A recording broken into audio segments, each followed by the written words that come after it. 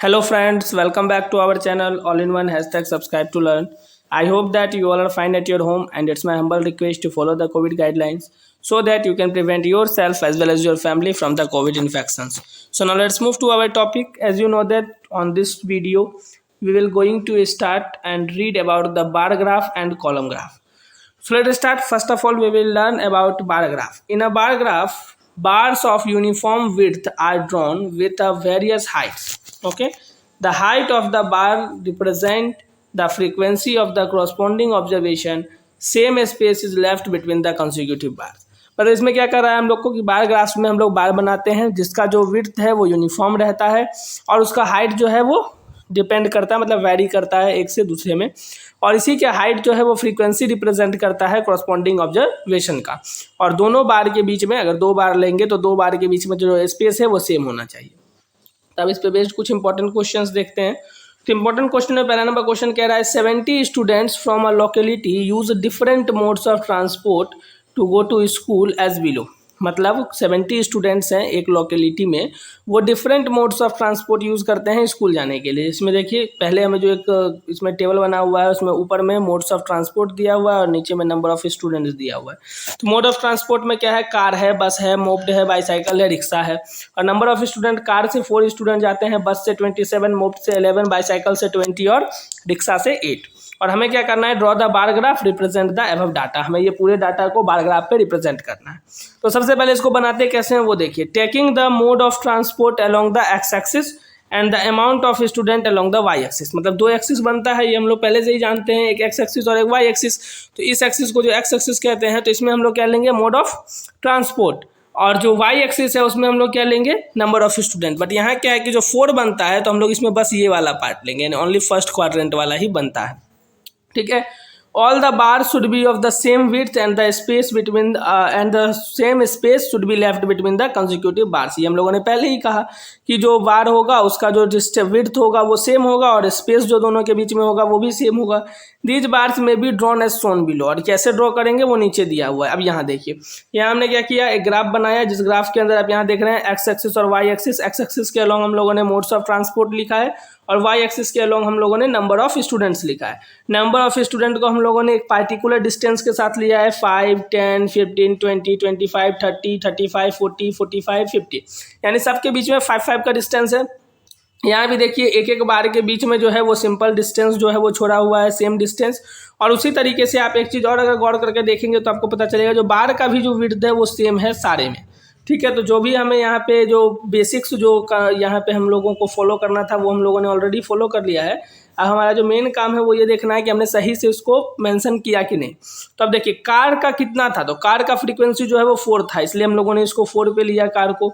आप सिंपल समझते हैं यहाँ 5 तक, यानी यहाँ से 0 से लेकर के 5 के बीच में टोटल 10 लाइन्स है छोटे छोटे। तो इसका मतलब है कि यहाँ 5 तक है, यानी 2 लाइन्स का मतलब 1 हुआ। इसीलिए आप यहाँ देख रहे हैं कि 5 वाला जो है उसके 2 लाइन नीचे हमने 4th को लिया है। तो ये सब हमें सोचना है। उसके बाद नेक्स्ट जो बस का है वो 27 है, तो बस में हमने 27 लिया उसी हिसाब से, क्योंकि 25 यहाँ पे ऑलरेडी था, उससे फिर 4 को आगे कर दिया, 27 हो गया। तो ये इस तरीके से हमने बस को डिनोट किया। वैसे ही मोप्ड का 11 था उसको डिनोट किया, और बाईसाइकिल का 20 और रिक्शा का 8। तो इस तरीके से फ्रेंड्स हम लोगों ने बार ग्राफ को शो किया। तो उम्मीद करता हूँ कि आपको ये बार ग्राफ में कैसे शो करना है वो समझ में आ गया होगा। तो हम लोग नेक्स्ट क्वेश्चन पे बढ़ते हैं। नेक्स्ट क्वेश्चन में क्या है कि जिसमें बार ग्राफ गिवन है और उस पर बार ग्राफ को देख के हमें क्वेश्चंस का आंसर करना है।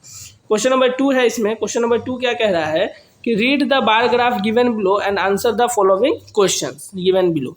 यानी हमें क्या करना है, वो क्वेश्चंस का आंसर देना है जो कि बार ग्राफ पे देखने से हमें पता चलता है। तो पहला नंबर क्वेश्चन है what information is given by the bar graph. Bar graph से हमें क्या इन्फॉर्मेशन मिल रही है। सेकेंड क्वेश्चन है in which year was the production maximum, यानी किस ईयर में जो है वो सबसे ज़्यादा प्रोडक्शन हुआ। थर्ड नंबर क्वेश्चन कह रही है after which year was there is a sudden fall in the production, यानी किस ईयर के बाद जो है वो प्रोडक्शन में सडन फॉल यानी अचानक जो है वो गिरावट आ गई है। और फोर्थ नंबर क्वेश्चन कह रहा है find the ratio between the maximum production and the minimum production during the given ये year during the given period. यानी क्या इसमें हमें क्या करना है, हमें ये बताना है कि वो रेशियो पता करना है मैक्सिमम प्रोडक्शन और मिनिमम प्रोडक्शन में जो कि गिवन पीरियड के बीच में आया है। ठीक है। तो सबसे पहले हमें ग्राफ को देखना है कि ग्राफ में आखिरकार क्या क्या इन्फॉर्मेशन है। तो ग्राफ को अगर हम लोग ध्यान से देखें तो इसमें एक्स एक्सिस के अलोंग ईयर दिया हुआ है और वाई एक्सिस के along production of food grains in million turns, यानी मिलियन टन्स के हिसाब से प्रोडक्शन ऑफ फूड ग्रेन्स दिया हुआ है। यहाँ पे डिनोशन देखिए तो 10-10 का गैप है, 10, 20, 30, 40, 50, 60 इस तरीके से 100 तक गया है। और नीचे में ईयर दिया हुआ है 2000, 2001, 2002, 2003 और 2004। अब अगर हम लोग सही से देखें कि इसमें डिनोशन क्या है तो उसको अगर हम और ध्यान से देखें तो हमें पता चलेगा यहाँ पे कि यहाँ पे जो 2000 ईयर में है उसमें 55 मिलियन टन में प्रोडक्शन हुआ है, 2001 में 70 मिलियन टन में हुआ है, 2002 में 100 मिलियन टन में हुआ है, 2003 में 40 मिलियन टन में हुआ है और 2004 में 65 मिलियन टन में हुआ है। यानी इस तरीके से हमें जो है वो प्रोडक्शन पता है कि किस ईयर में कितने मिलियन टन के हिसाब से हुआ है। तो सबसे पहले हम लोग देखें कि अब यहाँ पे जो फर्स्ट है उसमें क्या है। तो फर्स्ट हमारा क्वेश्चन ये था कि हमें इस पूरे बार ग्राफ से क्या इन्फॉर्मेशन मिल रहा है।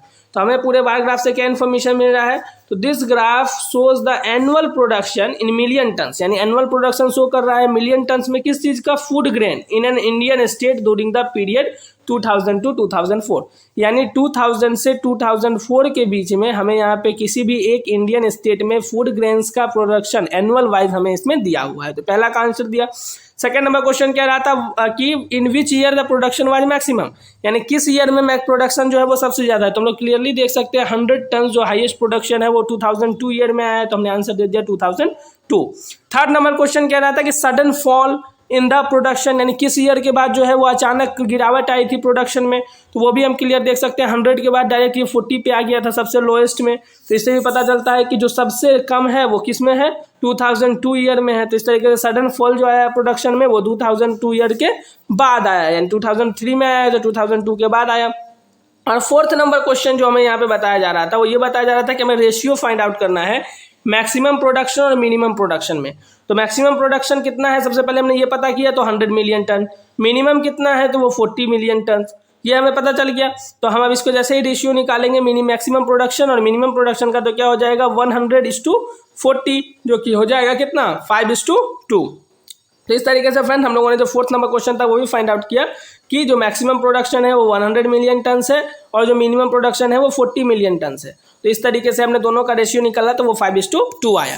तो इस तरीके से फ्रेंड्स आज हम लोगों ने दो क्वेश्चन को देखा बार ग्राफ पे। दोनों क्वेश्चन काफ़ी इंपॉर्टेंट है। एक क्वेश्चन ऐसा था जिसमें हमें बार ग्राफ ड्रॉ करना था और एक क्वेश्चन वैसा था जिसमें हमें जो है वो बार ग्राफ को देख करके कुछ क्वेश्चंस को आंसर देने थे, जिसको हमने भलीभूती बहुत ही आसानी से दिया है। तो उम्मीद करता हूँ कि आपको ये वीडियो पसंद आया हो और बार ग्राफ पे बेस्ड जितने भी क्वेश्चंस हो उसको आप काफ़ी आसानी से आप बना सकते हैं।